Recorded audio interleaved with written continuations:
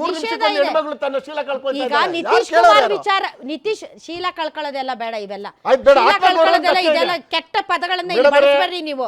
ಏನ್ ಶೀಲ ಕಳ್ಕೊಳ್ಳೋದಂದ್ರೆ ಏನ್ ಶೀಲ ಕಳ್ಕೊಳ್ಳೋದಂದ್ರೆ ಏನ್ ಶೀಲ ಅಂದ್ರೆ ಏನ್ರಿ ರಾಮಕೃಷ್ಣ ಶೀಲ ಅಂದ್ರೆ ಶೀಲ ಅಂದ್ರೆ ಏನು ರೀ? ಶೀಲ ಅಂದ್ರೆ ಶೀಲ ಅಂದ್ರೆ ಏನು? ರಾಜ್ಯ ಸರ್ಕಾರ ಶೀಲ ಅಂದ್ರೆ ಆತ್ಮಗೌರವವನ್ನ ಶೀಲ ಅಂದ್ರೆ ಏನ್ರಿ?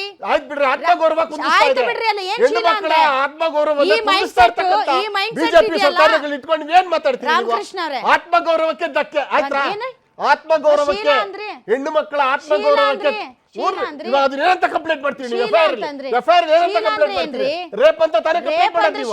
ರೇಪ್ ಅಂದ್ರೆ ನೋಡ್ರಿ, ನೀವು ರೇಪ್ ಅನ್ನೋ ಪದ ಏನ್ ಹೇಳ್ತೀರಿ? ಸ್ಟೇಷನ್ ಹೋದ್ರೆ ಏನಂತ ಬರೀತೀರಿ? ಅತ್ಯಾಚಾರ. ಸ್ಟೇಷನ್ ಹೋದ್ರೆ ಏನಂತ ಬರೀತೀರಿ? ಆಯ್ತು, ನೀವು ಅದನ್ನ ಸರಳ ಭಾಷೆಯಲ್ಲಿ ಹೇಳಿದೀನಿ. ಹಳ್ಳಿ ಭಾಷೆ ಅಲ್ಲ ಅದು. ಏನ್ ಒಳ್ಳೆ ಶೀಲ ಕಥೆ ಅಲ್ಲ. ಅಲ್ಲ, ಏನ್ ಒಳ್ಳೆ ಕಥೆ ಅಲ್ಲ, ಅದು ಕೆಟ್ಟ ಕಥೆ. ದೇಶದಲ್ಲಿ ನೀವು ಬಿಜೆಪಿ ಸರ್ಕಾರ ಎಲ್ಲೆಲ್ಲಿದೆ?